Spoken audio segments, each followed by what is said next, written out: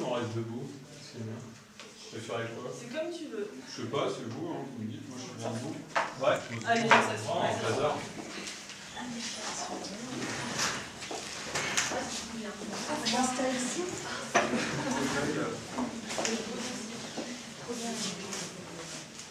Ouais, c'est la meilleure. Entrez, entrez.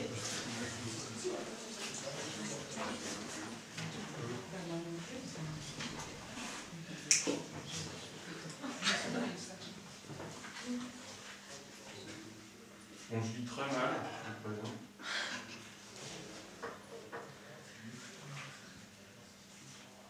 C'est un texte que j'ai écrit spécialement pour l'occasion. T'as pas de titre? Ouais.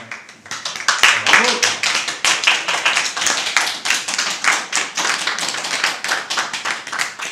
C'est une histoire vraie.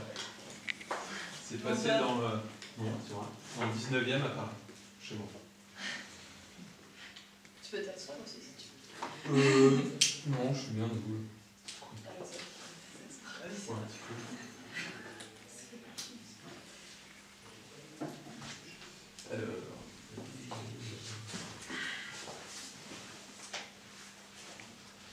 Haut les mains, peau de lapin. C'est comme ça que tout a commencé. Il y avait un type debout devant le comptoir. Il portait une veste grise, sale, avec des trous au coude. Et d'un coup, il s'est retrouvé avec le canon d'un flingue pointé dans le dos. Alors, il a levé les deux bras en l'air, bien haut, histoire de montrer qu'il avait compris la situation. Pardon. L'autre, il lui a dit « File-moi ton merlingue et file ça ». Et il n'avait pas l'air de plaisanter. Tout le monde dans le bar tabac avait bien compris. En revanche, le type au comptoir, lui, il n'avait pas compris. Je veux dire, il n'avait pas compris ce que c'était qu'un merlingue. Le reste, ça va, c'était compréhensible. Il avait bien vu que le type, il rigolait pas. L'autre, il lui a dit « Putain, mais un merlingue, c'est un portefeuille, tête de con. Raboule-le-moi et fais pas le malin. » Là, le type au comptoir, il a enfin tout compris. Il lui a dit « Je veux bien te filer mon portefeuille, c'est pas le problème.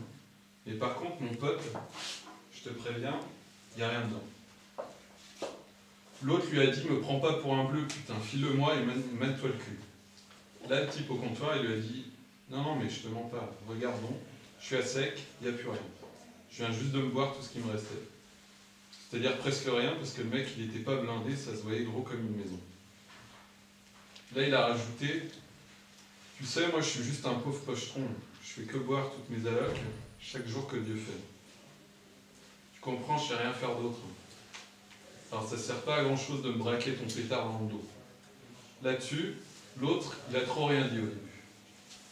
Il avait l'air hébété, limite perplexe.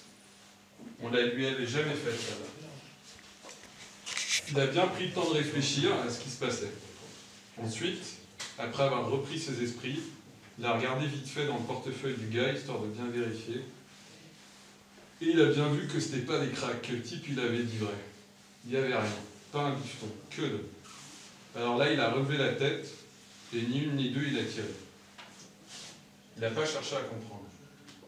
Il a appuyé... Pardon.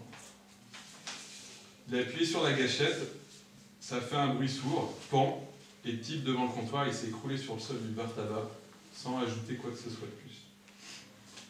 Tout le monde s'est tu. C'était pas le moment de moufter. L'autre, il s'est retourné, et à ce moment-là, il y a un type derrière une table qui a avalé sa salive un peu trop bruyamment, et tout le monde a pu le remarquer. C'était pas très discret. Le timing était plutôt mauvais aussi, il faut dire. Alors là, l'autre, il s'est tourné lentement dans sa direction. Ils se sont regardés tous les deux dans les yeux pendant ce qui semblait être une éternité pour tout le monde. Personne ne savait ce qu'allait faire ce type avec son flingue dans la main. Tout le monde flippait et retenait sa respiration. Là, l'autre, il a à nouveau appuyé sur la gâchette. Pareil, un bruit sourd. Pan. Et le gros type en débardeur, qui avait eu le malheur d'avaler sa salive un peu trop bruyamment, il s'est écroulé d'un coup sur sa table. Ça a tout fait tomber par terre, c'était un sacré bordel. Il allait y avoir du ménage à faire le lendemain, ça c'est sûr. Le type, il a dit « Fermez tous vos gueules ». Et personne parlait. Alors c'était un peu hors de propos comme déclaration, et ça aurait pu faire marrer si la situation avait été un tant soit peu différente. Heureusement, tout de suite après, il s'est rattrapé en disant à tout le monde « Filez-moi tout ce que vous avez et maniez-vous le cul les péteux ». Mais personne n'a bougé dans le bar. C'était un peu comme si personne n'avait compris ce qu'il venait de dire. Le type, ça l'a foutu hors de lui. Il a dit, mais putain, mais qu'est-ce que c'est que ce rap de con? Ils sont tous fous, ma parole. Il a encore dit, filez-moi tout ce que vous avez, maniez-vous le cul. Et cette fois-ci, il a ajouté, bande de cons, à la fin, en hurlant. Alors là, sans faire péter les tympans.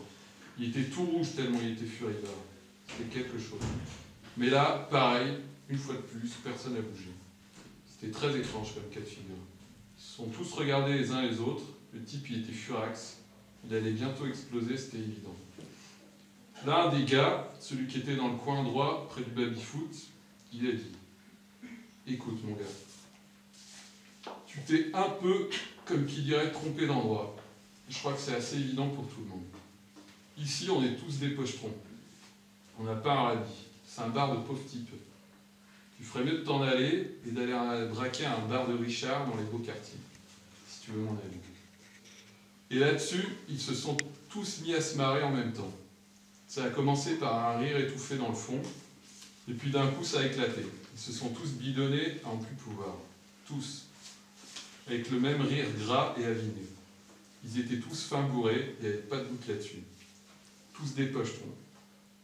Il n'avait carrément pas menti, le type. Et c'est à ce moment-là que l'autre, ça lui a sauté aux yeux. Au début, il a trop rien dit, trop rien fait non plus, il est resté quoi, sans savoir quoi penser, quoi dire, et au bout de quelques minutes, quand ils ont tous eu fini de rire comme des baleines, que l'ambiance est un peu redescendue, que tout le monde s'est bien calmé, le type, il a attendu quelques secondes, et puis il a appuyé sur la gâchette sèchement, sans rien dire. Pareil, bruit sourd, pan, pan, pan, pan, pan. Il les a tous alignés les uns après les autres, bim, une balle chacun, et en pleine poire en plus. Bim, bim, comme à la foire au canard. Ils sont tous tombés les uns après les autres, un vrai massacre. C'était pas joli à voir. Il y avait du sang et des bouts de cervelle éparpillés un peu partout sur le carrelage et les murs. Ça aurait filé la gerbe au premier kidam un peu sensible venu. Un truc à vous donner des hauts le cœur à tous les coups. C'était dégueulasse et il y avait des bouts collés partout. Bande de cons, il a dit le type. Et il s'est barré sans rien dire de plus. En partant, il a alors remarqué la patronne qui était debout derrière le bar. Elle était là depuis le début et elle avait trop rien dit. Il n'avait pas fait gaffe l'autre, elle, auparavant. Et elle, la patronne, c'est vrai qu'elle était plutôt du genre discrète aussi, il faut dire. Elle disait pas grand-chose, comme toutes les patronnes de bar tabac en fait. Elle dit jamais rien, ces femmes-là, elles encaissent. Les deux, ils se sont regardés dans le blanc des yeux pendant une longue seconde, à se jauger l'un l'autre. On aurait dit un duel de Far West. On entendait les mouches voler, et bizarrement, la patronne, elle n'avait pas l'air inquiète du tout. Elle a juste fini par dire « Laissez, laissez, je rangerai demain. Faites pas de soucis. » Et elle a continué à sticker ses verres sales dans l'évier, l'air de rien. C'était bizarre. C'est vrai qu'il allait y avoir du ménage à faire le lendemain, ça c'est sûr. On n'aurait pas aimé être à sa place. Et là, le type, il a dit « Mais vous êtes vraiment tous cons dans ce bled, ma parole. » Et il s'est barré pour de bon cette fois-ci. On ne l'a plus jamais revu dans le coin. Il y en a qui disent qu'il s'est recyclé, qu'il est devenu gardien de nuit ou un truc comme ça, un truc où personne ne le dérange. Il reste tout seul derrière son petit bureau, dans un immeuble vide, la nuit, à lire des livres d'histoire et à collectionner des timbres, ou un truc dans le style. Et c'est le dernier incident du genre qui soit produit dans le quartier. Depuis, ça s'est vite su. Ça servait strictement à rien de venir faire les poches aux gens du coin. Ils étaient tous sans le sou et ils en avaient tous rien à foutre. C'était même pas la peine. Et puis quelle idée aussi de venir braquer un rat dans un quartier populaire. Il faut vraiment être con. Voilà.